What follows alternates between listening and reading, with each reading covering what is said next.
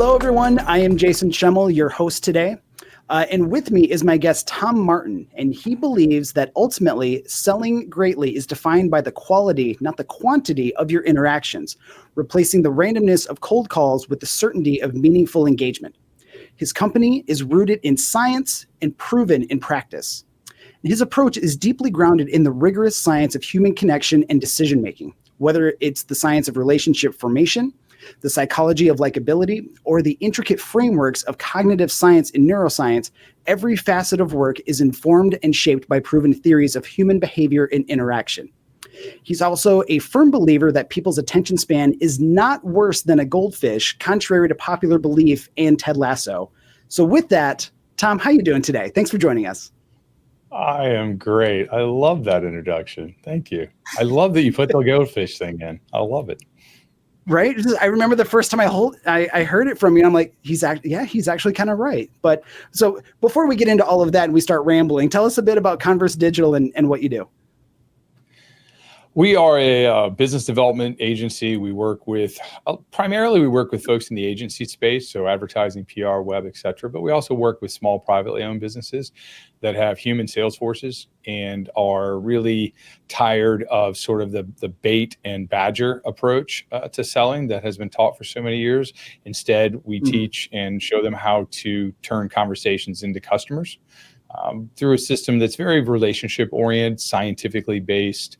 And whether that involves workshops or training or the development of sales tools like presentation decks, et cetera, everything we do is to bring that science that they're just not aware of to bear on what they do so they can be more effective. Because like you said in the intro, I'm much more of a quality over quantity guy.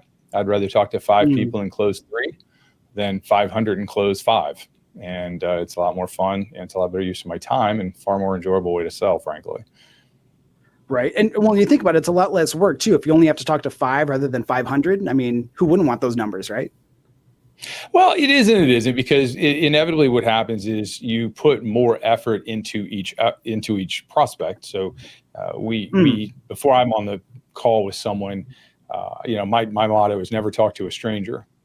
Your mom told you that when you were a kid, but nowadays with the internet and unstructured data that's out there on the internet, you should never have a sales call with somebody who is effectively a stranger to you. You should know about them, not just professionally, but personally. And you can do that by learning how to socially recon individuals using the internet. And so we put a lot more effort on the front end of our process so that when it's time to have that call, whether it be a first call or maybe a sales or a closing call, we're much better prepared to be able to quickly form some sort of common ground, establish a system of likability that makes somebody want to not only like and trust but find us credible, so that they'll be more inclined to want to buy whatever it is we're selling or what our client is selling.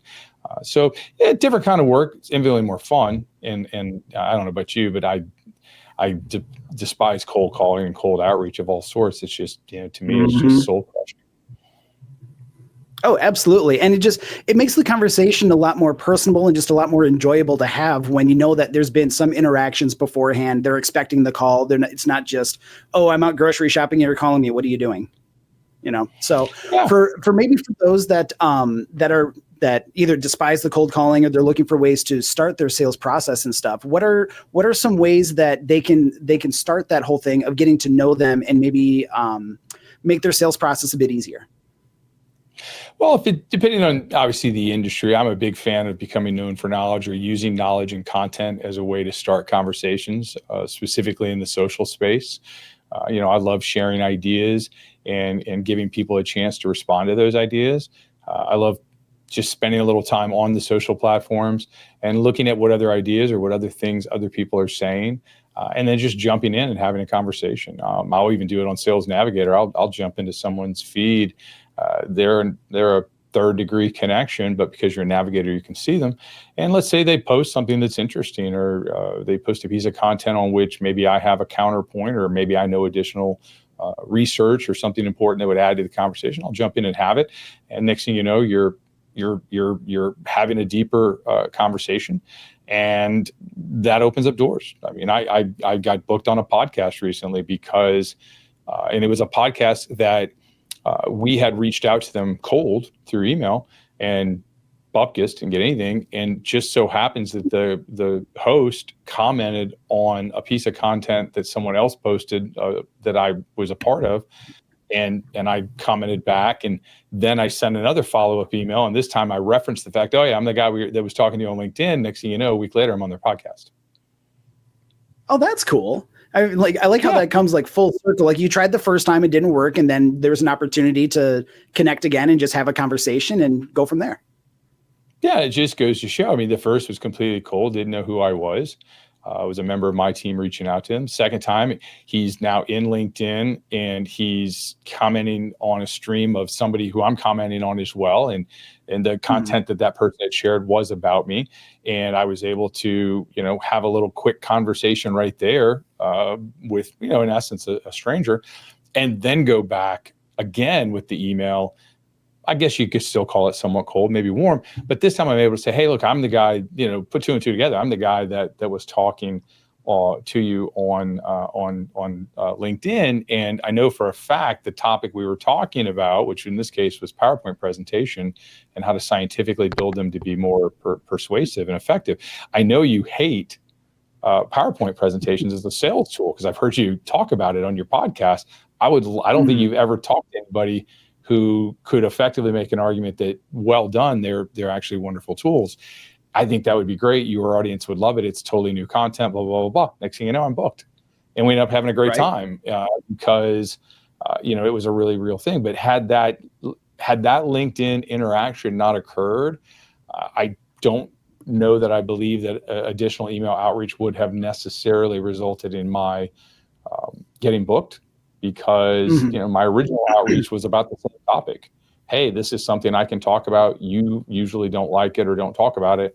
It can expand your audience, give them new data and knowledge. So I just think that's how the world works. I mean, we're more comfortable talking to people who we feel like we maybe have some sort of connective tissue with, even if that tissue is just someone that we have in common, a mutual friend.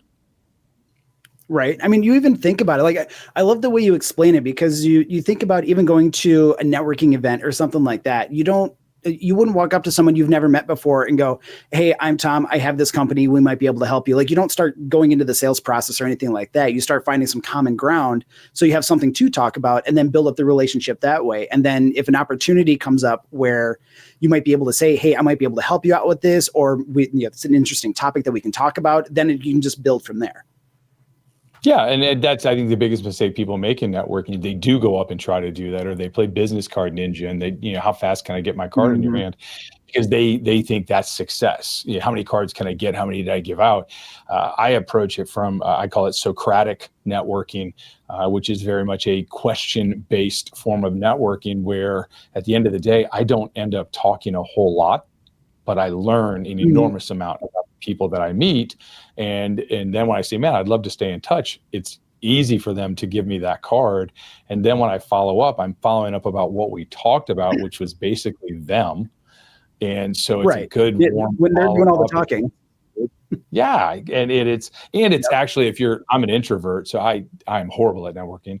And it's a great process for introverted people who don't like networking, because it's super, super simple. It's easy. It's comfortable. And once you begin to practice it, it becomes like muscle memory, and then it just becomes second nature to you. And so we teach it to a lot of folks in our workshops, and it works really well. But it produces a far better outcome, because again, you're starting from a place of, hey, let's see if we have anything in common. Let's build a relationship first, and then we'll worry about maybe if we can do business together. Yeah, and I couldn't agree more, because you think about it. When asked, people love talking about themselves. You can ask anyone about their life, their experience, or anything like that, and they will go on and on, so long as they know that you're at least a little bit interested. Especially if you're the one who asked, then they're coming at it from, this person is interested. So I'm gonna take off my armor, drop the wall and everything, and just start talking. And if you can just keep that conversation going, it works so well. Yeah, and it's that's what's really cool about all the information that's out on the internet. So if you we call it social reconnaissance. If you like, let's say you and I were talking in the green room about a content marketing world conference that we both have attended before and aren't this year. If you know there's some people, some prospects that are going to be at that conference, you can recon them and really get to know a lot about them. And then when you meet them, you use that information to guide the conversation, because that starts to help you figure out what questions to ask that you either know the answer to already, but kind of know the answer to, or maybe not. You're just trying to confirm, you're not sure. But what it does is it keeps that conversation being very, focused on them. It allows you to keep it moving forward, so you don't get that pregnant pause that inevitably happens when you're meeting with strangers. And it allows you to really, like I said, either learn more about or go deeper or confirm information. And it creates a conversation that's very welcoming to them. And that, frankly, when you do follow up, or when you maybe see them at another event, they're going to welcome that opportunity to talk to you, because, like you said, everybody's favorite topic in the world to talk about is themselves. Bar none. Yep. As long as you make them feel like you're interested. And I'm a very curious individual by nature. I just enjoy learning about people and finding out their backstory and how they, how did you get where you are today? Let's reverse engineer that. And if you just can have that kind of basic curiosity, you can be the best networker in the world, because everybody's going to want to talk to you, because it's a great conversation. Absolutely. Could not agree more. And so I know we're a little short on time here, so I'm going to finish this up with one question. We talked a lot about networking and asking people questions and stuff. What is one of your favorite icebreaker questions in a person-to-person networking format? Like you're at a conference or something like that. Maybe you haven't had an opportunity to research them or anything like that. What would be like one of your go-to icebreaker questions? My go-to question is always, so where are you from? Because chances are they're not from where you're standing right now, and everybody's from someplace. And, that just, where are you from? Oh, have you lived there all your life, or did you move there? If they moved there, why did you move there? I mean, you can go 6-7 questions deep just off that one launching point, and it's a completely normal kind of question to ask. Right. It's not out of the blue. It's not like, how dare you ask that? Who are you? That kind of thing. Yeah, because most people say, I see your work. They'll look at your tag and say, so I see you work for Converse Digital. So what do you do? What do you do, especially at conferences, tends to be sort of the core question. And I don't know, that's just not nearly as interesting to me. What somebody does is what they do, but where are you from? Now you're giving yourself that opportunity to work backwards in their life and learn, is that their hometown? Did they move there? Why did they move there? Because it was a job, college, marriage?